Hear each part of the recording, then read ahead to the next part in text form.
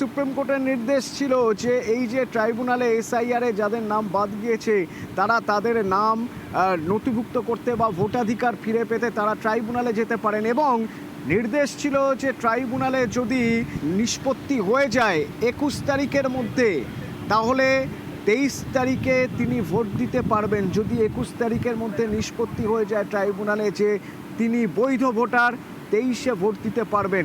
তো 21-এর সেই তালিকা কি, কতজন রয়েছেন, কতজনের নাম উঠল নতুন করে তালিকায়?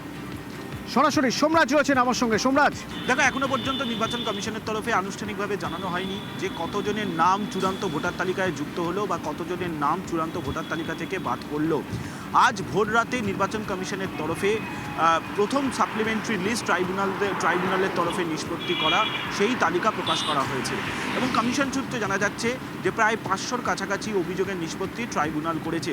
কিন্তু তার মধ্য থেকে কতজনের নাম বাদ পড়লো বা কতজনের নাম যুক্ত হলো সেই সংখ্যা এখনো পর্যন্ত নির্বাচন কমিশনের তরফে আনুষ্ঠানিকভাবে জানানো হয়নি। তবে রাজ্যের মুখ্য নির্বাচনী আধিকারিকের দপ্তর সূত্রে জানা যাচ্ছে যে বুথ ভিত্তিক এবং বিধানসভা ভিত্তিক যত সংখ্যক নামের তালিকা ভোটার তালিকায় অন্তর্ভুক্ত হলো, অর্থাৎ চূড়ান্ত ভোটার তালিকা অন্তর্ভুক্ত হলো, তা আজ বিকেলের মধ্যেই রাজনৈতিক দলগুলির কাছে দিয়ে দেওয়া হবে এবং বিভিন্ন বিধানসভা রিটার্নিং অফিসারদের কাছে দিয়ে দেওয়া হবে। বিশেষ করে প্রথম দফার যে 152টি বিধানসভা আসনে ভোট রয়েছে, আগামীকাল আর 24 ঘন্টাও বাকি নেই, সেখানে প্রত্যেকটি বিধানসভা রিটার্নিং অফিসারদের কাছে দিয়ে দেওয়া হবে এবং রাজনৈতিক দলগুলির কাছে দিয়ে দেওয়া হবে। তবে এখনও পর্যন্ত সেই প্রক্রিয়া শুরু হয়নি। জেলাগুলিতে পাঠানোর প্রক্রিয়া শুরু করা হচ্ছে রাজ্যের মুখ্য নির্বাচনী আধিকারিকের দপ্তরের তরফে, এবং তারপরেই জেলাগুলি থেকে সেই তালিকা পাঠিয়ে দেওয়া হবে।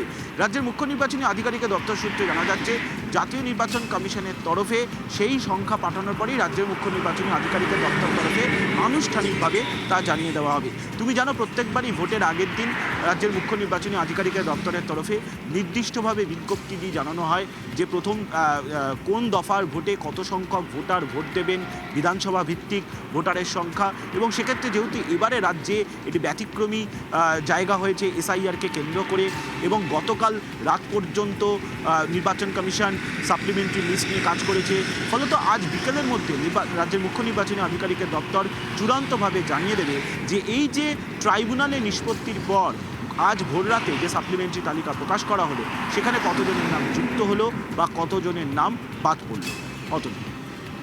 কলকাতা বিরিয়ানি মানে সিমলা বিরিয়ানি। আমরা আসছি বিটি রোড, ডানলপ, রথতলা মোড়।